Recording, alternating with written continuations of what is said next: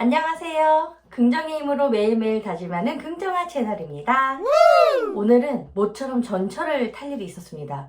사실 요즘 유튜브 하면서 책 읽는 시간을 조금 할애를 못했었거든요. 오늘은 책을 좀 읽으면서 다녀왔습니다. 오늘 책 얘기를 좀 하려고 하는데, 종교는 달라도 인생의 고민은 같다.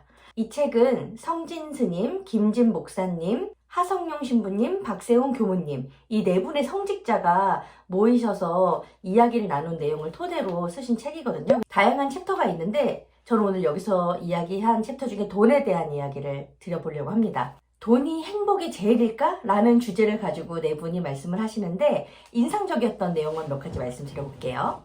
먼저 성진 스님은 불교에서 돈이 행복의 유무와는 크게 관계가 없다. 정당하게 벌어서 쓰는 것인가, 이게 중요하다라는 말씀을 하시더라고요. 문제는 행복의 조건을 오롯이 돈으로 두는 게 문제다. 반드시 돈이 있어야지만 행복하다. 혹은 얼마 정도는 있어야 행복하다. 라고 이렇게 정리하는 순간 삶은 미궁 속으로 빠진다라는 말씀을 해주시더라고요. 김진 목사님은 성경에 돈이나 재물 아니면 신앙이나 믿음에 대한 단어 중에 뭐가 더 많이 나와 있겠냐라고 하시면서 조사를 해봤더니 성경 속에 돈이나 재물이라는 얘기가 더 많다는 거예요.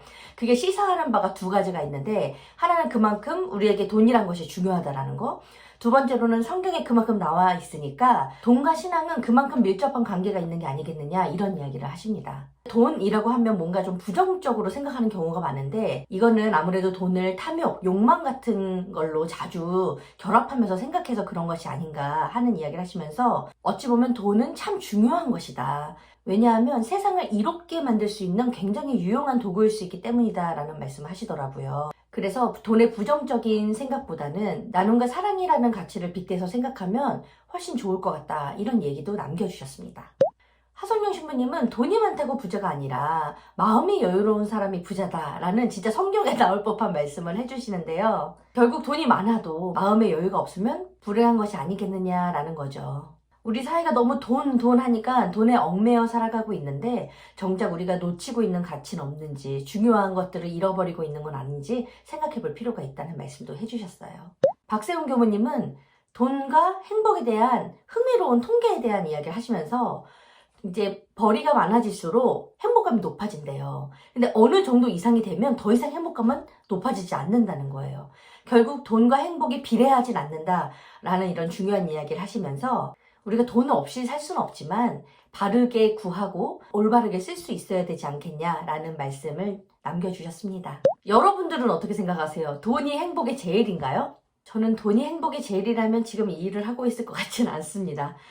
물론 중요하죠. 살아가는데 중요하지만 정말 좋은 도구로서 우리 곁에 있을 때 그 가치가 더욱 빛날 것이라고 생각합니다. 돈도 중요하지만 정말 중요한 가치가 뭔지 생각하면서 살면 더 의미 있는 삶이 되지 않을까 하는 생각이 듭니다. 그럼 오늘도 돈보다 중요한 저의 가치를 한번 외쳐보겠습니다. 할 수 있다고 생각하면 이룰 수 있는 박정아가 되겠습니다. 인격과 실력을 두루 갖추고 긍정적이고 선한 영향력을 미치는 사람이 되겠습니다. 몸과 마음이 모두 건강한 사람이 되겠습니다.